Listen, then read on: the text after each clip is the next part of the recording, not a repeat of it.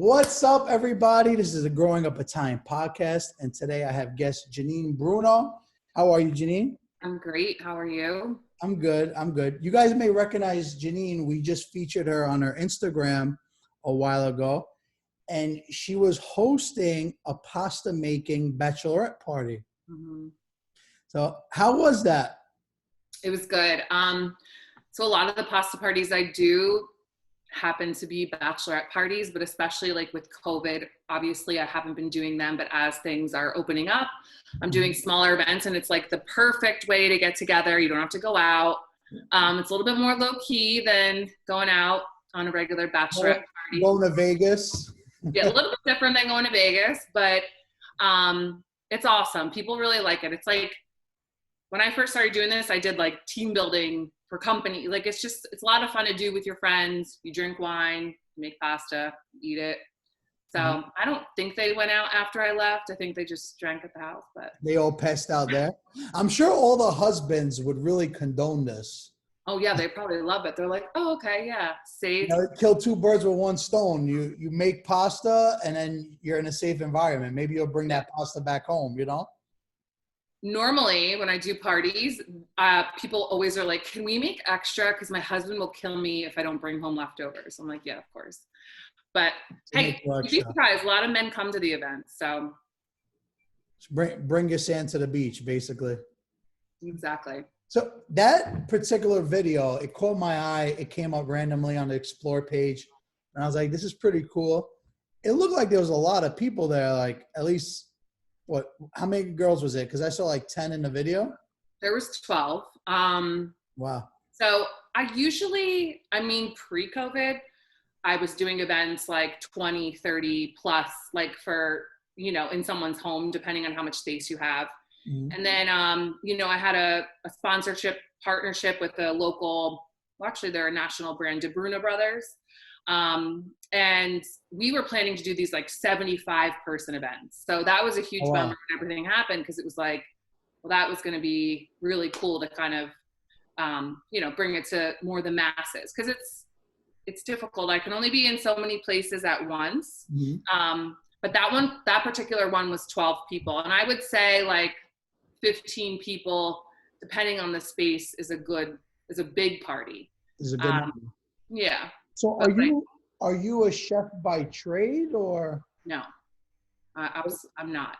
And I had a lot of, I guess, self-doubt. Like I felt like, are people going to judge? And then the more I really thought about it, like just because you're a chef doesn't mean you know how to cook. Like doesn't mean and I think what I'm doing is I'm preserving the, tradition and authenticity of Italian food and, doing it the old world way, using your hands, like it's totally different. And I did train a bit in Italy with grandmothers and people like that. The people that I feel like, it's all about passion in Italy, right? It's not French cuisine. So I'm not. Shots fired. Well, yeah, I love the French, but you know what I mean? Like it's just more family recipes and things like that. You could go to the best restaurant in the world and you order a plate of pasta and it's not like your nonna's pasta.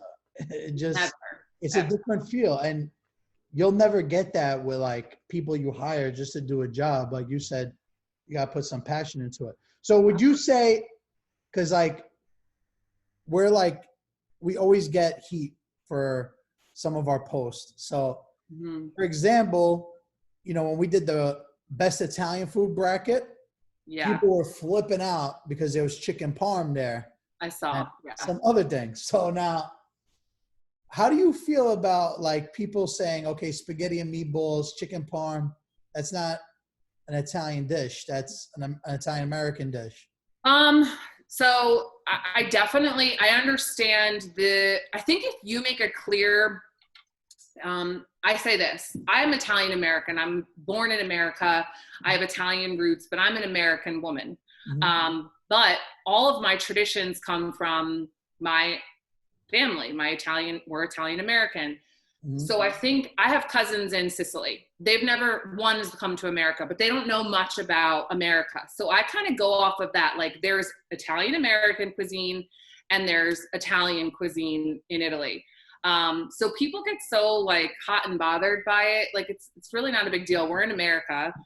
Chicken parm is huge here. It's just as long as you understand that you're not going to find that when you go to Italy. So I just kind of, and in my classes, I talk about the difference between Italian American and Italian.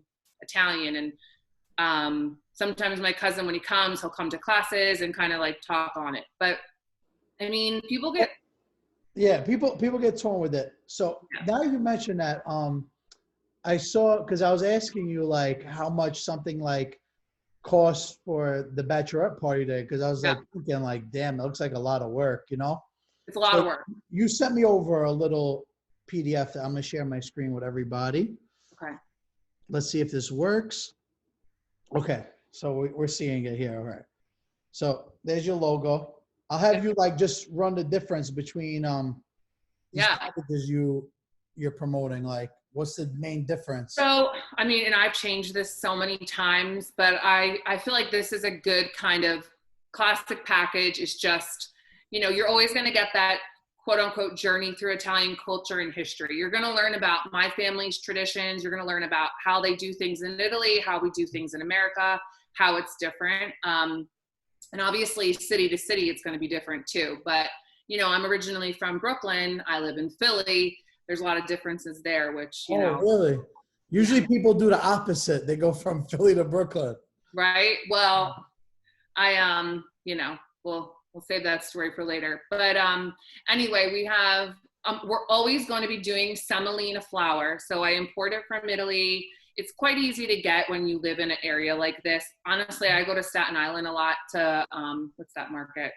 La Bella? La Bella. They have a great selection. Mm-hmm. And then Bruno Brothers here they import a lot of products from me. So semolina is semola rimacinata. It's twice milled semolina. It's super soft, super fine, and it makes a great dough with just semolina and water.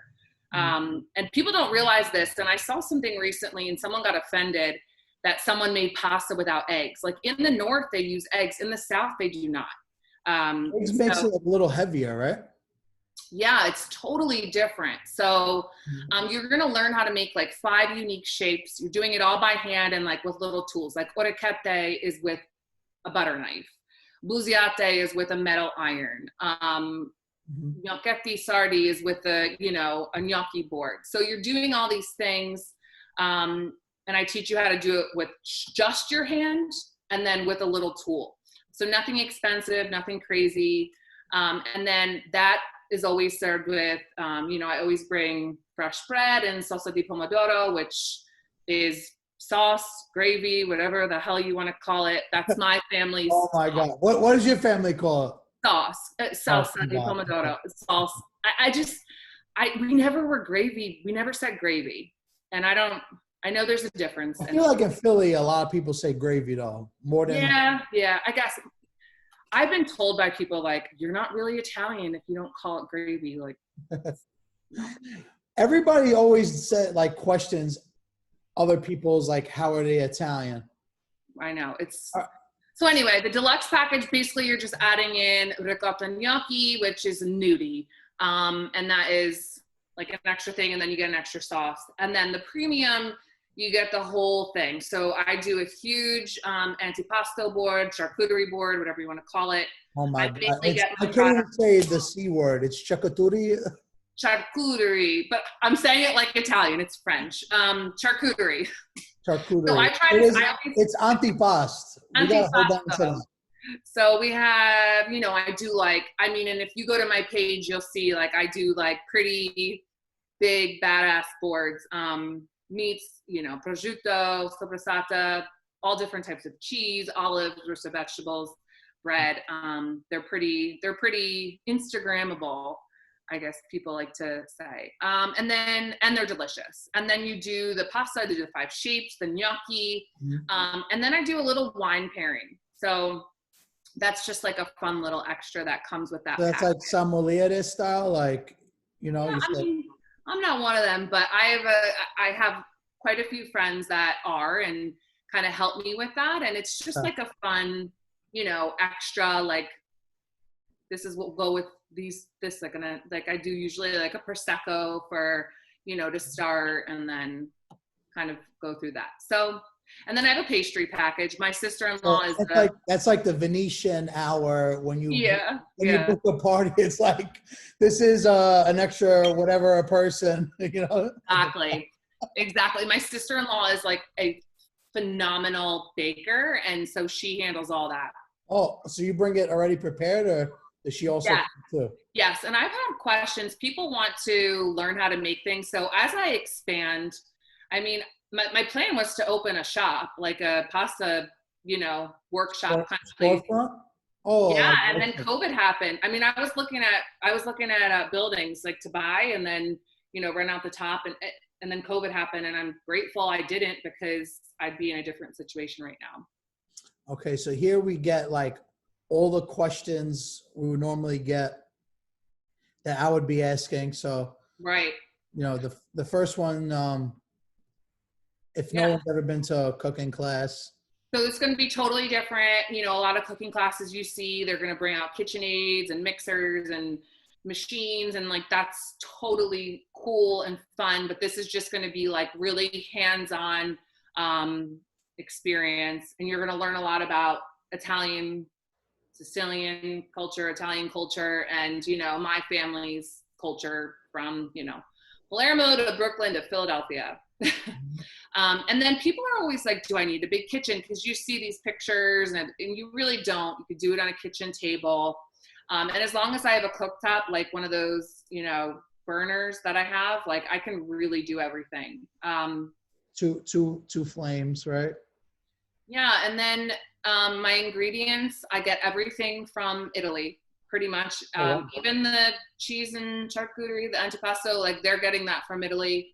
And I'm very particular with my flour. Like I said, I'm a breast cancer survivor. I pay attention to everything I put in my body. Oh, God bless. Yeah. So yeah, the rest is just like, if you don't want to cook, I do catering. If you have dietary restrictions, I try to, work with you. I've done gluten-free. And what about carbohydrates free? Do you make zucchini pasta? I have made cauliflower gnocchi. I have done it. Cauliflower rice is actually really good. It's good. Yeah. I mean, look, the cauliflower gnocchi I made was pretty good, I will say. That sounds good. So yeah, that's it. I think, Mm-hmm. You can cancel out of that. Yeah. I travel. I'm based in South Philly, but I kind of service the area. I've done events in New York. So what's the best way somebody like could reach out if they're interested in doing a cooking class or something? You can email me or go right to my website, and there's a tab book, and you can inquire to book me. So it's just homadebybruno.com. Okay. My last name is Bruno. Everyone's like, I thought a guy was going to show up. Is a popular name.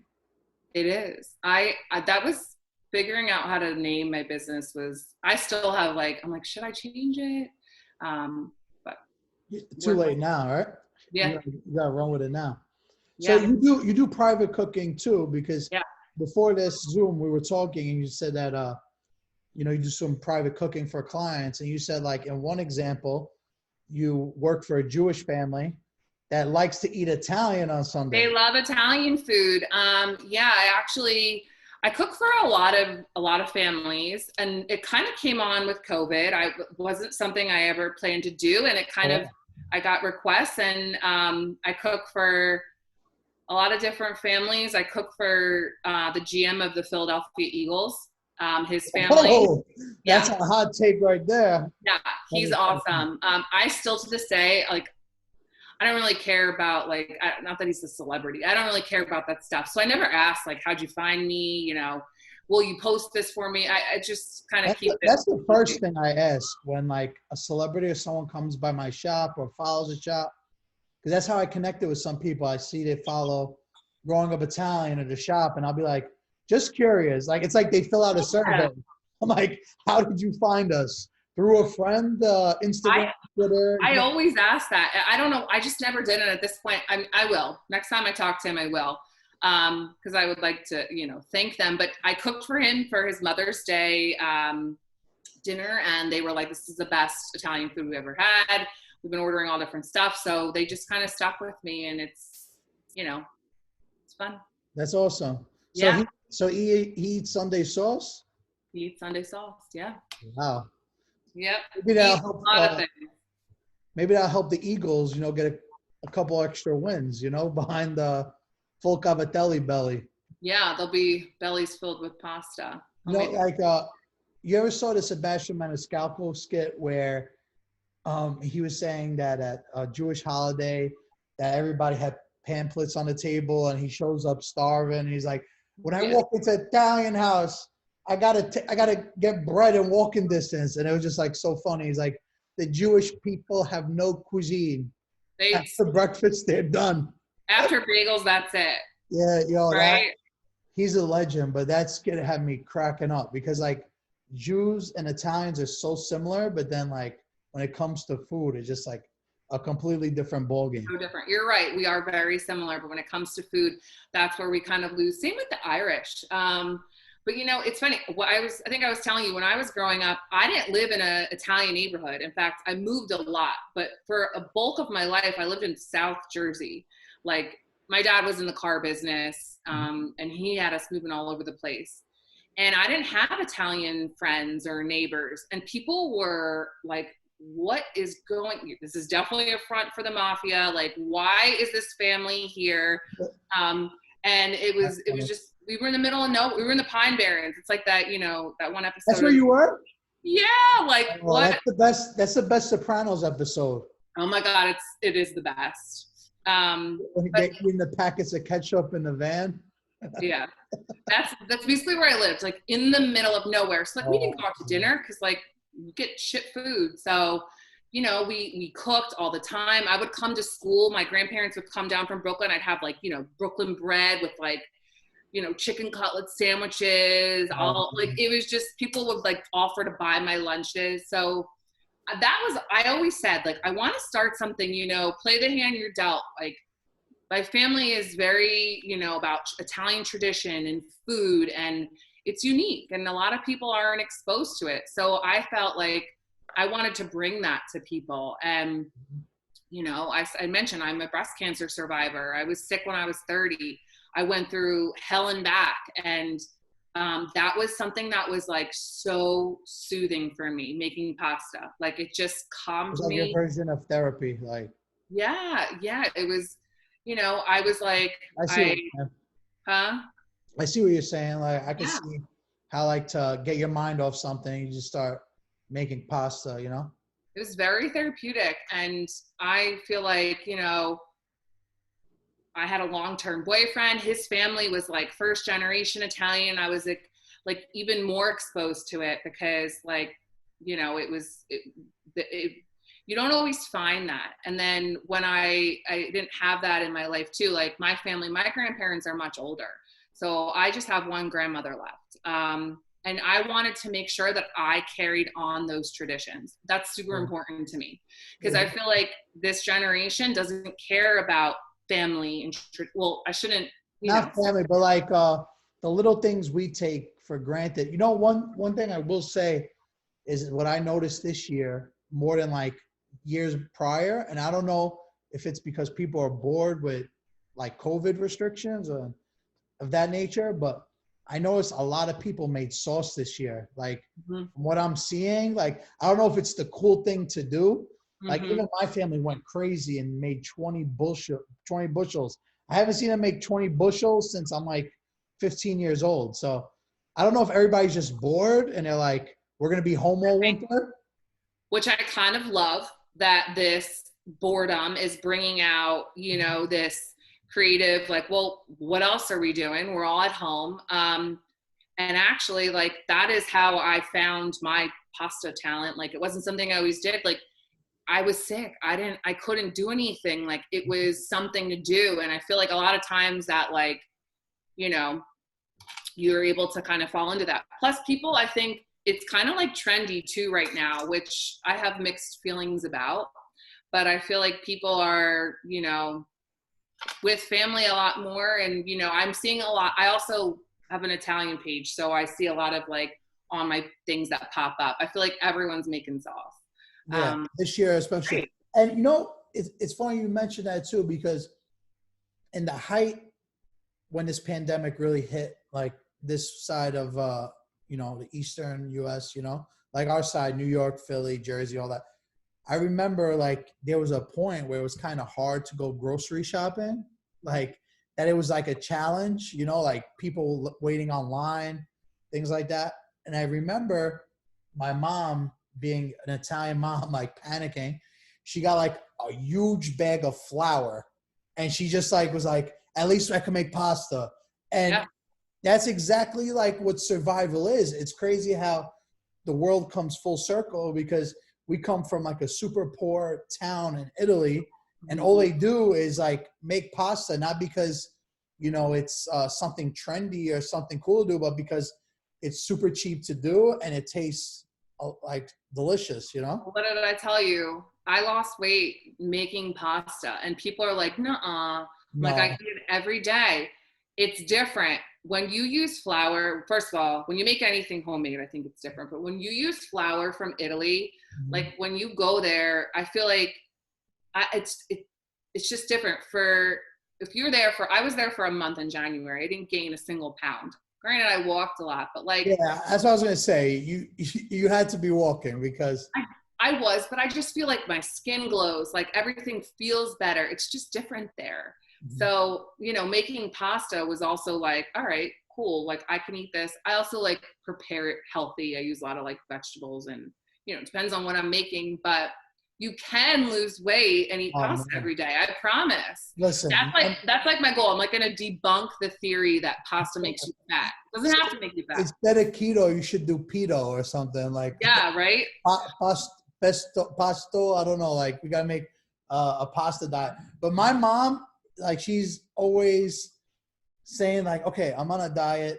I'm not gonna eat bad. I'm not. And like her thing is that she says, I eat a little pasta. That's it. Like, and I'm like, Ma, but pasta's not healthy. Like, what are you doing? And you know, some people really do think like that. And like pasta is definitely, whenever people think of pasta, they think of fattening.